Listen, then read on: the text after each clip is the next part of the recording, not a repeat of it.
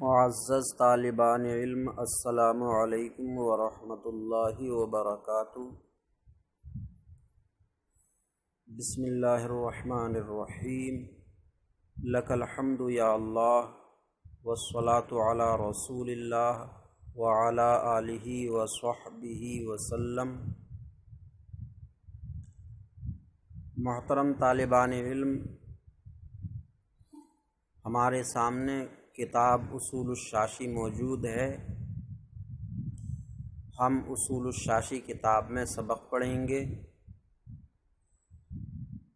آج کا ہمارا سبق وَرَفَعَ دَرَجَةَ الْعَالِمِينَ سے ہے۔ پچھلی ویڈیو میں ہم نے بسم اللہ اور الحمدللہ الذی اعلی منزلۃ المؤمنین بکریم خطابہ تک سبق سماعت کیا تھا۔ تو آئیے سبق شروع کرتے ہیں۔ وَرَفَعَ دَرَجَةَ الْعَالِمِينَ بِمَعَانِی کتابہ، اور جس نے عالموں کے درجے کو بلند کیا اپنی کتاب کے معانی سے۔ ورفع کا عطف اعلیٰ پر ہے، یعنی یہ اللہ کی حمد و ثنا ہی کا ایک جملہ ہے۔ تمام تعریفیں اللہ کے لیے ہیں، جس نے مومنوں کے مرتبے کو بلند کیا اپنے کریم خطاب سے، اور جس نے عالموں کے درجے کو بلند فرمایا اپنی کتاب کے معانی سے، یعنی علماء کرام کو اپنی کتاب قرآن پاک کے معانی کا علم دیا، قرآن پاک کے معانی کو ان کے سینوں میں ذہنوں میں محفوظ کیا، تو اس سے اللہ تبارک و تعالیٰ نے عالموں کے درجے کو بلند فرمایا۔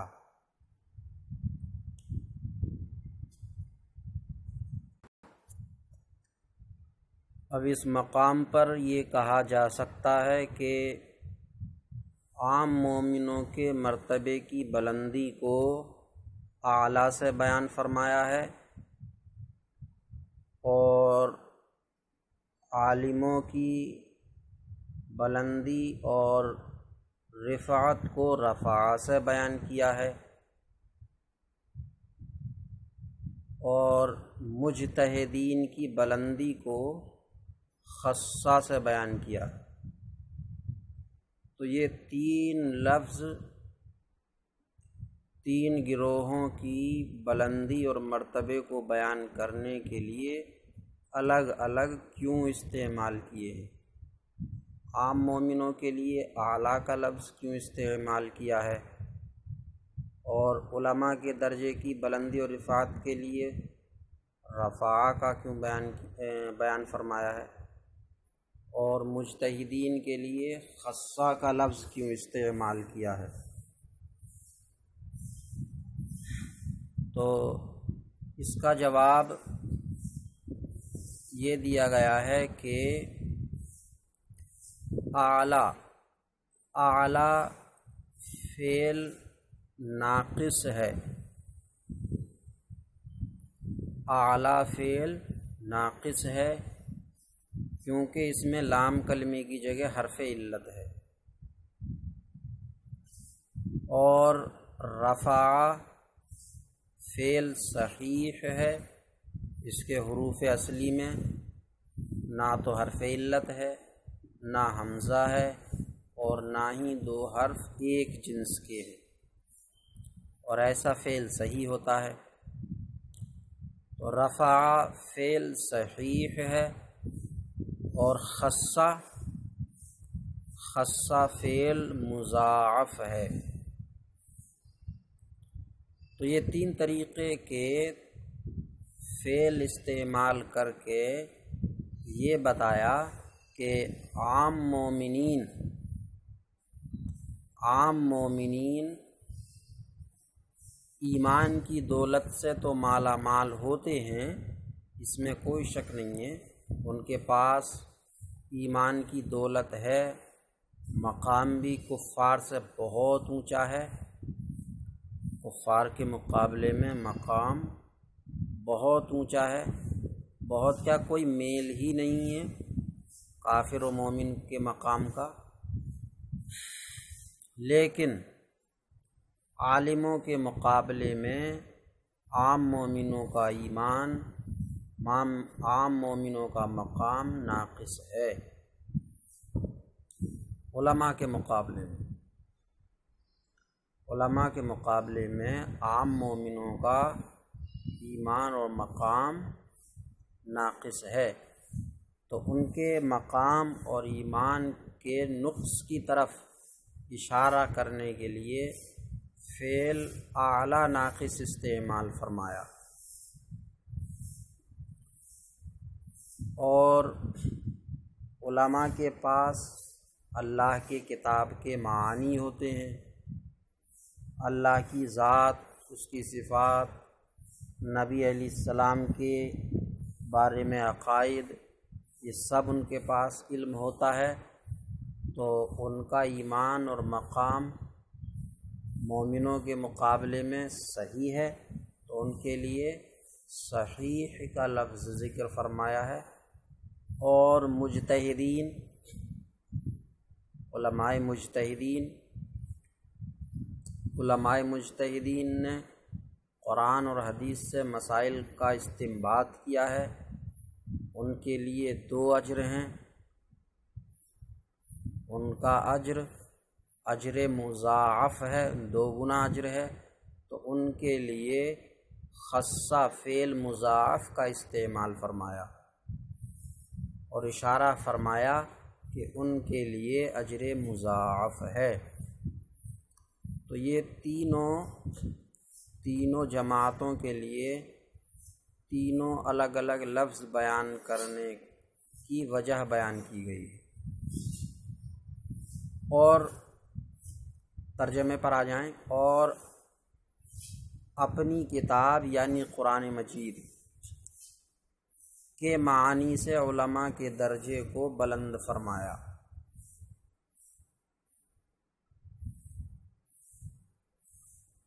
بمعانی کتاب ہی میں با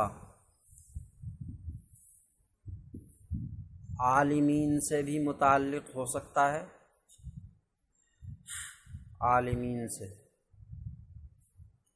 تو ترجمہ ہو جائے گا اپنی کتاب کے معانی جاننے والوں کا درجہ بلند فرمایا، اپنی کتاب کے معانی جاننے والوں کا درجہ بلند فرمایا۔ اور بمعانی کتاب ہی رفع سے بھی متعلق ہو جائے گا، اور استعانت کے لیے ہو با، تو ترجمہ ہوگا عالموں کے درجے کو بلند کیا۔ بلندی ان کو حاصل کیوں ہوئی؟ علماء کو بلندی حاصل کیوں ہوئی؟ کہ ان کے پاس اللہ کی کتاب کے معانی ہیں، ان کے پاس ان کے سینوں میں اللہ کی کتاب کے معانی ہیں، اس لیے ان کے درجوں میں اللہ نے بلندی رکھی۔ ورفع، اور عالموں کے درجے کو بلند کیا اپنی کتاب کے معانی سے، وخص المستنبطین منہم بمزید الاصابۃ وثوابہ، اور ان میں سے منہم، اور ان میں سے مستنبطین مجتہدین، مسائل کا اجتہاد کرنے والے، قرآن حدیث اجماع قیاس سے اصول اربعہ سے مسائل اخذ کرنے والے ہم ضمیر عالمین کی طرف راجع ہے، ان میں سے یعنی عالموں میں سے، علماء میں سے، اور ان میں سے مجتہدین کو خاصہ خاص فرمایا، ان میں سے مجتہدین کو خاص فرمایا۔ کس بات میں؟ کیا خصوصیت رکھی علماء مجتہدین کے لیے؟ اس خصوصیت کا بیان بے مزید الاصابت و ثوابہ، اصابت کا معنی درستگی اور ثواب اچھے کام کا بدلہ، مزید معنی زیادتی، درستگی اور اپنے ثواب کی زیادتی کے ساتھ، یعنی مجتہد علماء کے لیے درستگی کی زیادتی ہے، ان سے غلطی بہت کم ہوتی ہے، بخلاف ان علماء کے جو مجتہد نہیں ہیں، ان سے بھول چوک غلطی کا امکان زیادہ ہے، لیکن جو علماء مجتہد ہیں ان سے غلطی کا امکان بہت کم ہے۔ تو علماء مجتہدین کو خاص فرمایا درستگی کی زیادتی اور ثواب کی زیادتی کے ساتھ۔ مجتہد علماء کے لیے ثواب زیادہ ہے، 2 گنا ثواب ہے، غیر مجتہد علماء کے مقابلے میں مجتہد علماء کے لیے 2 گنا ثواب ہے۔ تو جس نے ان میں سے یعنی علماء میں سے مجتہد علماء کو خاص فرمایا درستگی اور ثواب کی زیادتی کے ساتھ۔ مجتہد علماء کے لیے ثواب کی زیادتی کیوں ہے؟ کیونکہ ایک ثواب تو ان کے لیے مسائل کے اخذ کرنے کا ہے، اور دوسرا اس پر عمل اور علم کا۔ ایک ثواب مسائل کے اخذ کرنے کا، اجتہاد کرنے کا، اور دوسرا اس پر عمل اور اس کی جانکاری رکھنے کا۔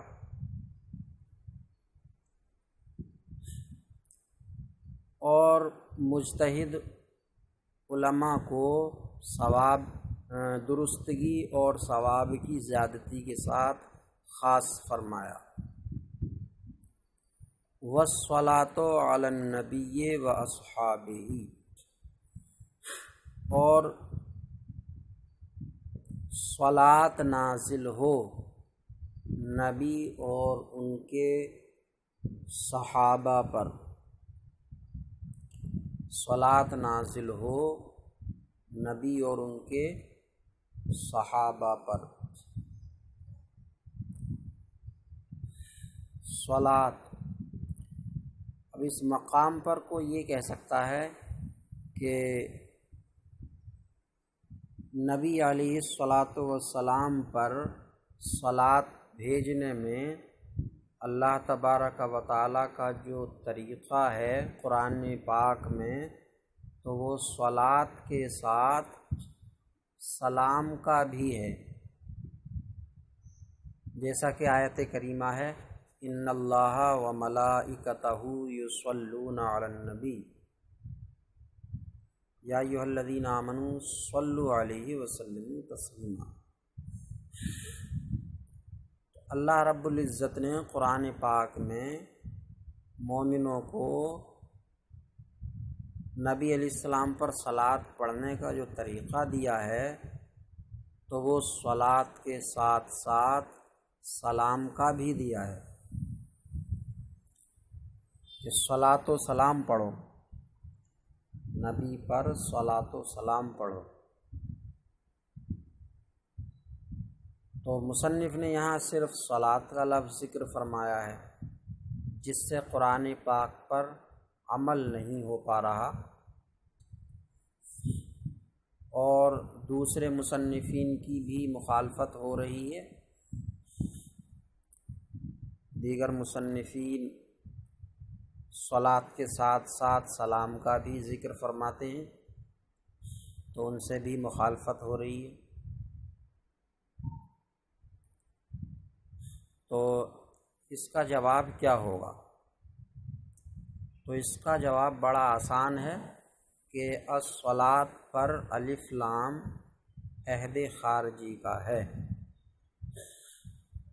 الصلاۃ پر الف لام عہد خارجی کا۔ صلاۃ الف لام عہد خارجی جس کے مدخول سے فرد معین مراد ہوتا۔ صلاۃ کے دو فرد ہیں، ایک صلاۃ بغیر سلام اور ایک صلاۃ مع سلام، یعنی صلاۃ مامور بہا۔ صلاۃ مع سلام یعنی صلاۃ مامور بہا، جس صلاۃ کا حکم دیا گیا ہے۔ تو صلاۃ کے دو فردوں میں سے ایک فرد یعنی صلاۃ مع سلام مراد ہے، یعنی صلاۃ مامور بہا۔ صلاۃ مامور بہا جس صلاۃ کا حکم دیا ہے وہ مراد ہے، تو وہ ہے سلام کے ساتھ۔ تو اس لیے قرآن پاک پر بھی عمل ہے، اور دیگر مصنفین سے بھی مخالفت لازم نہیں آ رہی۔ تو ترجمہ کیا جائے گا کہ اور صلاۃ مامور بہا نازل ہو نبی اور آپ کے صحابہ پر۔ صلاۃ مامور بہا نازل ہو نبی اور آپ کے صحابہ پر۔ نبی سے مراد ہمارے آقا و مولا حضور محمد مصطفیٰ صلی اللہ تعالی علیہ وسلم ہیں۔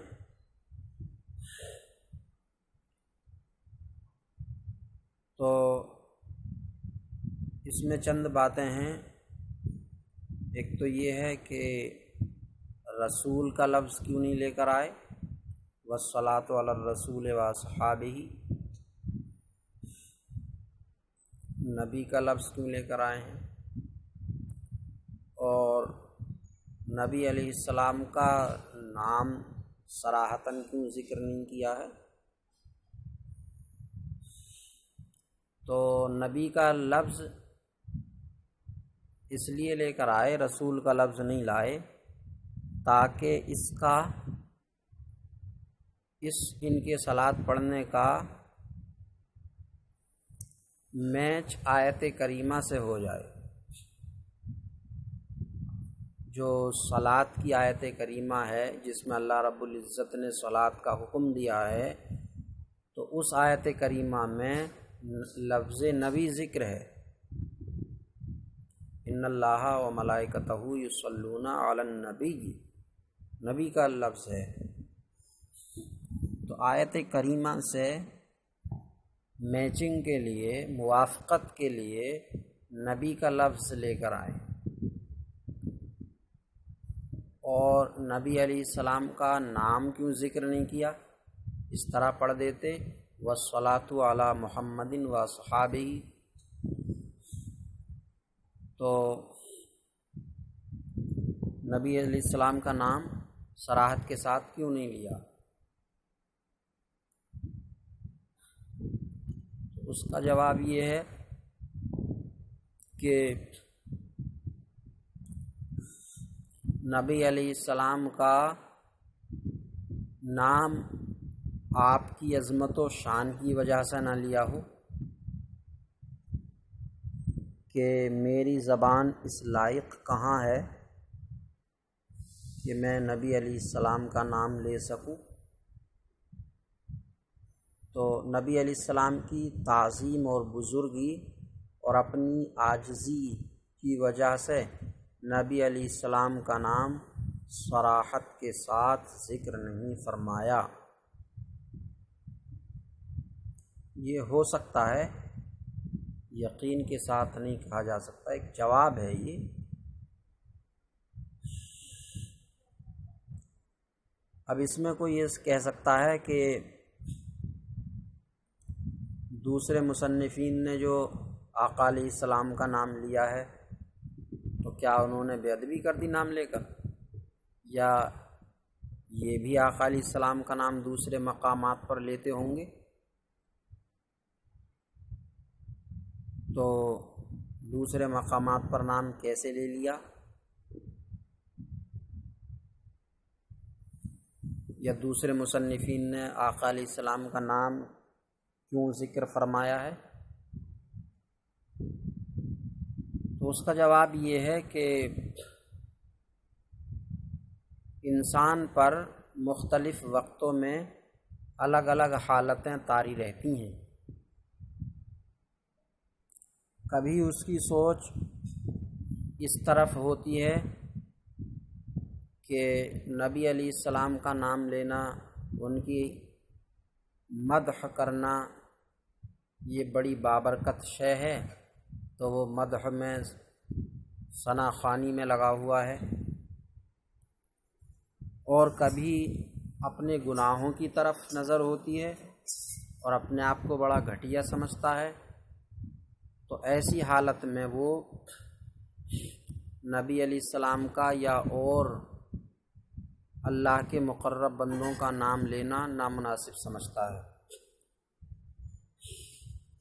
حضرت شیخ سعدی نے گلستہ میں ایک حکایت نقل فرمائی ہے کہ ایک بزرگ تھے، تو ان کے مریدین نے ایک روز دیکھا کہ وہ ایک دریا کو پار کر گئے بغیر کسی کشتی کے، دریا کو پار کر گئے اور ان کا پیر تک نہیں بھیگا، یعنی ڈوبے نہیں، بغیر کشتی کے، بغیر کسی بھی چیز کے، یوں ہی پانی پر چلتے چلے جا رہے تھے اور پیر تک ان کا تر نہیں ہوا۔ اب ایک روز وہی بزرگ مسجد میں وضو فرما رہے تھے، مسجد کا حوض تھا، تو اچانک ان کا پیر پھسل گیا اور حوض میں گر پڑے، تو اس چھوٹے سے حوض میں ڈوبے جا رہے تھے، تو مریدین نے آپ کو نکالا، اور جب حالت نارمل ہوئی تو مریدین نے پوچھا کہ حضرت اس کا کیا راز ہے؟ اس دن آپ ایک بڑے تالاب میں پانی پر بھاگے چلے جا رہے تھے، پورا دریا آپ نے پار کر دیا اور آپ کا پیر تک نہیں بھیگا، اور آج آپ اس چھوٹے سے حوض میں گر کر ڈوبے جا رہے تھے۔ تو انہوں نے جواب دیا کہ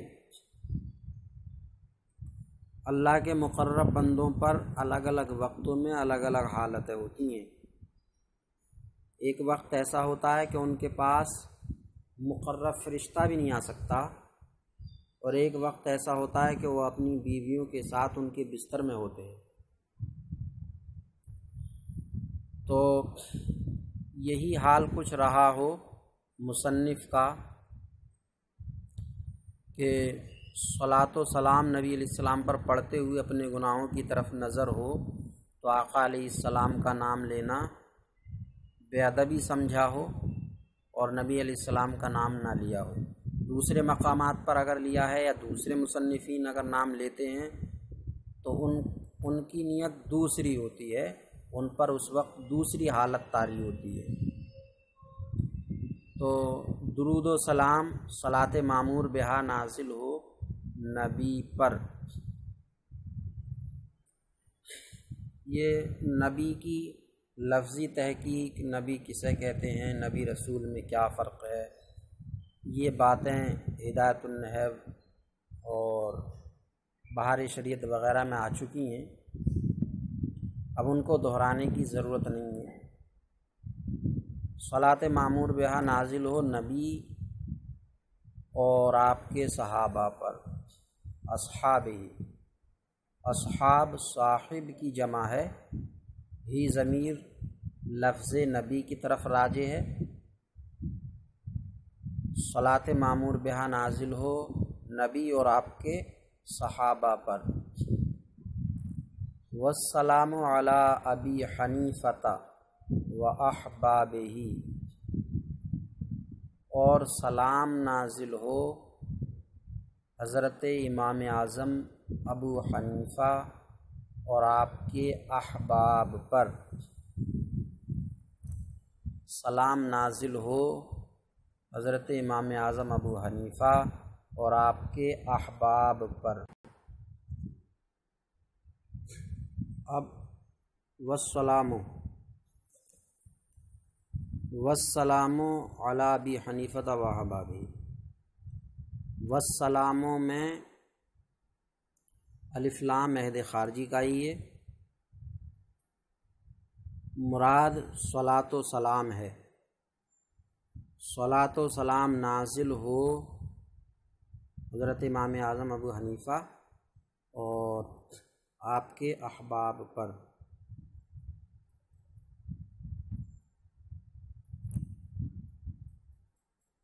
اس میں سیدھا سوال یہ ہے کہ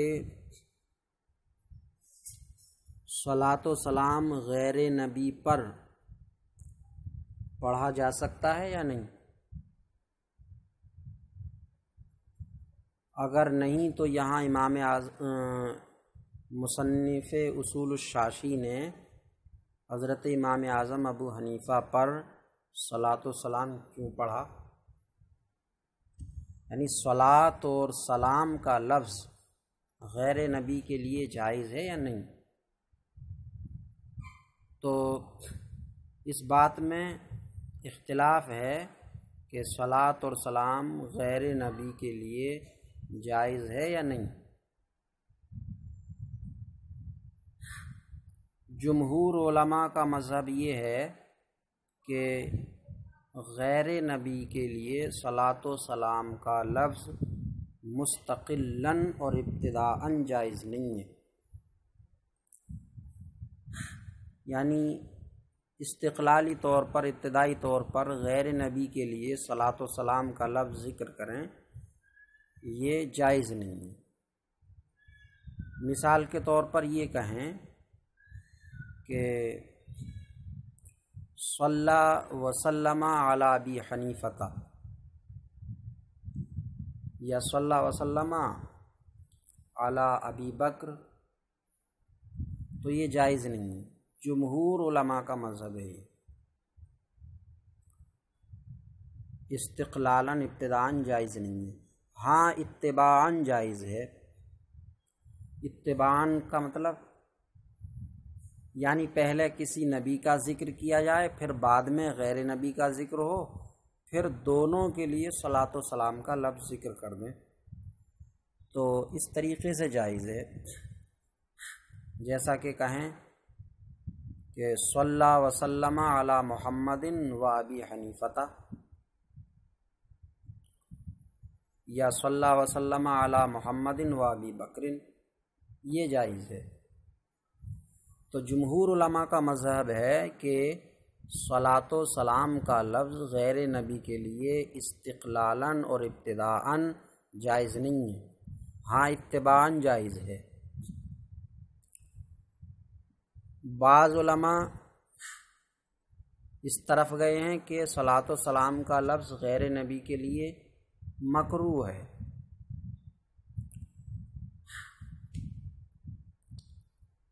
مکروہ۔ تو مصنف اصول الشاشی نے والسلام علی ابی حنیفۃ کیوں ذکر فرمایا، کیسے استعمال کر دیا؟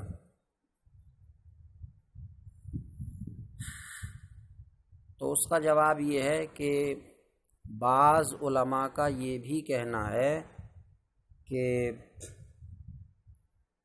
صلاۃ و سلام کا لفظ غیر نبی کے لیے بھی جائز ہے، بعض علماء کا کہنا ہے کہ صلاۃ و سلام کا لفظ غیر نبی کے لیے بھی جائز ہے۔ اب ان کی دلیل یہ ہے کہ صلاۃ و سلام کیا چیز ہیں۔ صلاۃ و سلام اللہ رب العزت سے رحمت کی دعا ہے کہ یا اللہ رحمت نازل فرما، تو رحمت تو عام مومن کے لیے بھی رحمت کی دعا تو عام مومن کے لیے بھی کر سکتے ہیں، کیا حرج ہے اس میں؟ تو ان حضرات کا کہنا ہے کہ صلاۃ و سلام غیر نبی کے لیے بھی استعمال کیا جا سکتا ہے، کیونکہ صلاۃ و سلام کا مطلب ہوتا ہے رحمت کی دعا، تو رحمت کی دعا نبی اور غیر نبی دونوں کے لیے جائز ہے۔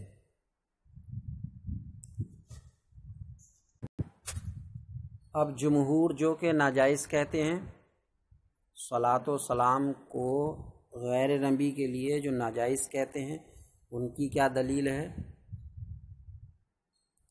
تو جمہور کی دلیل ہے کہ صلاۃ و سلام یہ ان کا استعمال توقیفی ہے۔ توقیفی یعنی سماع کی حد میں ہے، بزرگوں سے یا صحابہ سے نہیں سنا گیا کہ انہوں نے قال ابو بکر علیہ السلام کہا ہو۔ علیہ السلام کا لفظ غیر نبی کے لیے کسی نے استعمال کیا ہو، کہیں سننے میں نہیں آیا، تو اس لیے ناجائز ہے۔ تو علیہ الصلاۃ والسلام ہے، صلاۃ و سلام یا عز و جل ہے، تو یہ ان کا استعمال توقیفی ہے۔ ہم اپنی طرف سے ان کے معنی کو دیکھ کر ہر جگہ استعمال نہیں کر سکتے، بلکہ جہاں جہاں علماء نے، فقہا نے استعمال کیا ہے وہیں استعمال کیا جائے گا۔ عز و جل کا لفظ اللہ رب العزت کے علاوہ کسی نبی کے لیے بھی استعمال نہیں کیا ہے، تو عز و جل کا لفظ کسی نبی کے، حتیٰ کہ ہمارے آقا و مولا حضور صلی اللہ علیہ وسلم کے ساتھ بھی جائز نہیں ہوگا۔ حالانکہ عز و جل کا مطلب باعزت اور جلیل القدر ہے۔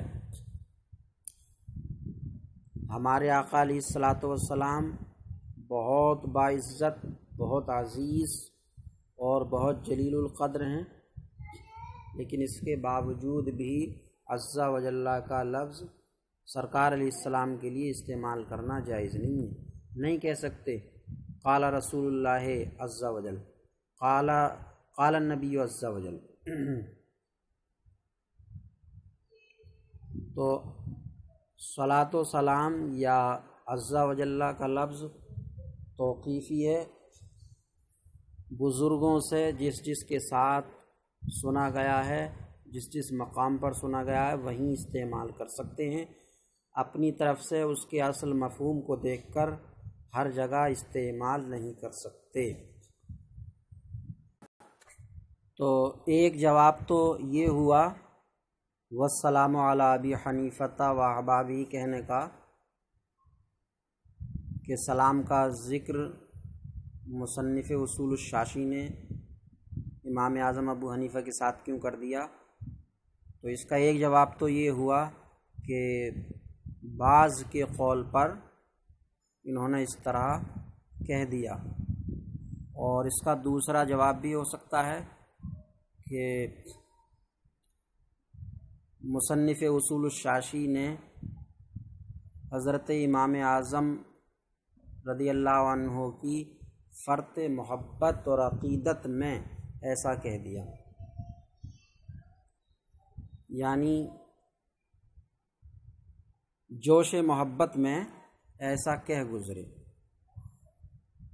جیسے امام اعظم رضی اللہ عنہ کا نام لانا چاہا تو آپ کی محبت نے جوش مارا اور جوش اور فرط محبت میں والسلام علی ابی حنیفہ و احبابہ بے اختیار کہہ اٹھے، اور ایسی حالت میں ایسا ہو جانا ممکن و جائز ہے۔ تو صلاۃ و سلام نازل ہو حضرت امام اعظم ابو حنیفہ و احباب ہی اور ان کے یعنی امام اعظم ہی کے احباب پر، احباب پر۔